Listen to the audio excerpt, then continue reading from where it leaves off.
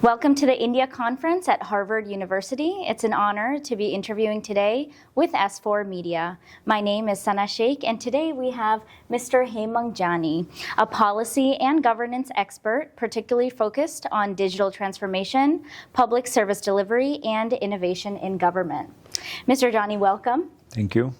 And in India, both the central and state governments play a crucial role in implementing policies, yet they often face structural and operational challenges. So what are the biggest challenges in strengthening state capacity at the national and subnational levels in India? So thank you very much. It's always wonderful to be at the Harvard India Conference, and I'm very happy to know about your channel as well. Wonderful work. See, when we talk about state capacity in India, there are three things which we discuss today and which matter. One is the people, second is the processes, and third is the policies. I think people are one of the most important aspect of it. How governments deliver. Governments deliver with right policies, governments deliver by setting up right processes for it, but ultimately a service delivery is in the hands of people.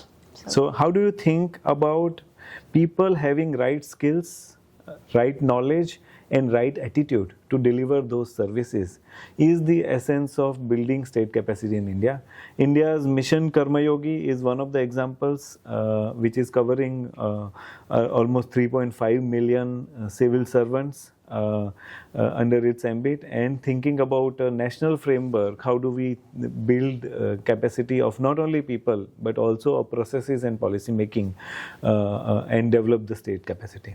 Right. And so how can governments attract and retain these skilled professionals that we're speaking of in public administration and policy making? So it's not only about attracting and retaining the skilled servants.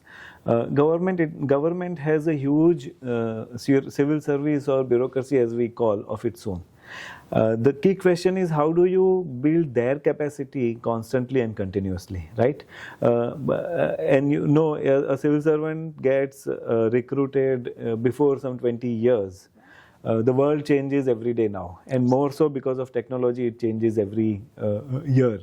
Any knowledge that earlier, I think, whatever knowledge you acquired used to work for you for 10, 15 years. But now that is not the case. Any knowledge that you acquire today perhaps works for 3 to 5 years. Then you have to acquire new knowledge. So how do you democratize knowledge? How do you democratize access to knowledge and make it possible for everyone to learn and to be up to date or to be current with the times is what is important today, and that is how I think you retain the skilled workers and also you develop them. Oh, that's a great answer. And what is your take on India's development, and where can the World Bank contribute to this development? Of course, the World Bank plays a very important role in India's development.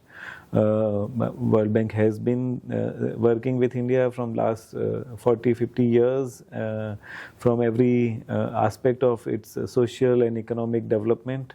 And today we are playing a big role in providing India with both knowledge and funding for challenges like green hydrogen, building infrastructure, developing private sector, developing business environment. So it's a very important partnership, and it's a very important country for the bank. That's great. And what should someone at the Harvard conference take away from your panel that we are going to be listening to? I think key takeaways from our panel, as I mentioned, are you need to democratize knowledge, particularly for the civil servants.